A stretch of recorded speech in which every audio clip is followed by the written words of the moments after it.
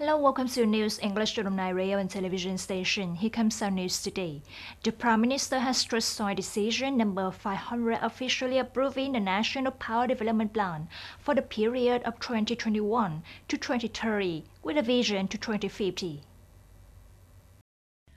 In the 8th Power Development Plan, on the goal of ensuring national energy security, it will provide enough electricity in the country, meet the socio-economic development target with an average GDP growth of about 7% per year in the period 2021-2030, about 6.5 to 7.5% per year in the period 2031-2050, ensuring safe and reliable power supply.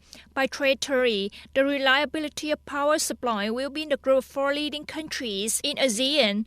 The electricity access index will be in the group of 3 leading countries in ASEAN, striving to 2030, 50% of office buildings and 50% of residential houses will use self-produced and self-dissipating rooftop solar power.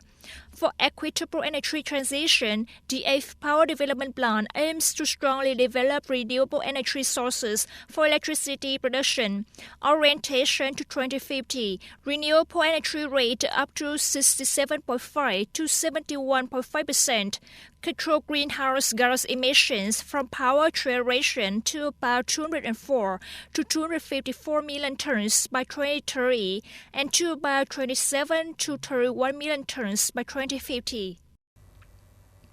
The Ministry of Natural Resources and Environment has just sent an official dispatch to the People's Committees of the provinces and cities requesting the urgent implementation of the new provisions of the law on land. In particular, the Ministry of Natural Resources and Environment refers to the issuance of red books for construction work such as hotels, tourist apartments, tourist villas, office apartments combined with accommodation and commercial services. The Ministry suggested localities focus on reviewing and directing the issuance of red books to recipients of land use rights transfer, purchase of houses and construction works in housing development projects and in real estate business projects other than housing development projects under the provisions of Decree No. 10 issued in early April. The decree is expected to remove obstacles for the issuance of red books for new types of real estate such as condos, because at present many localities are still confused in the implementation.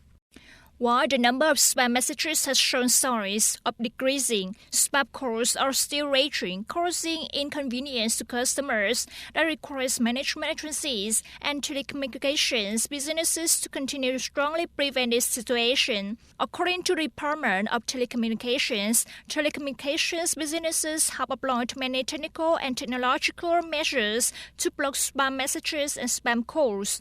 Only from the beginning of 2023 until now, there have been 243 million spam messages, nearly 100,000 subscribers showing signs of spreading spam calls. Calls with fraud are blocked by carriers.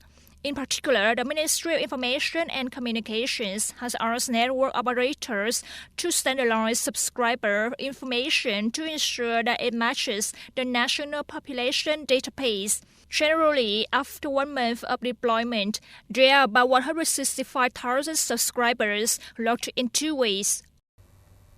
On May 16th, Brazilian police questioned former President Jair Bolsonaro within the framework of an investigation into allegations related to forging certificates of vaccination against COVID-19. A short video in Russian titled "Why Contacted the CIA, My Decision" appeared on the official CIA YouTube channel on May 14th.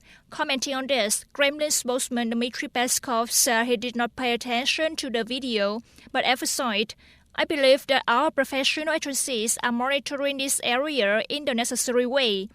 We all know very well that the CIA and other Western intelligence agencies will not reduce their activities on our soil," he added.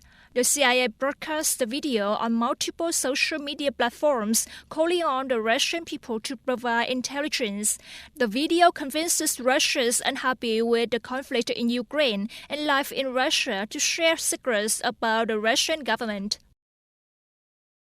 According to police, the investigation is aimed at clarifying a scheme to forge vaccination certificates which could benefit Bolsonaro and his personal assistant Morissette, as well as some of their relatives. Initial investigation revealed that Mr. Sid has set up a network in the public health system to make fake vaccination certificates for Mr. Bolsonaro, allowing him to enter the U.S. On May the 3rd, Brazilian police searched Bolsonaro's home for investigation. That's all for the news English for today. Thank you for joining us, and goodbye.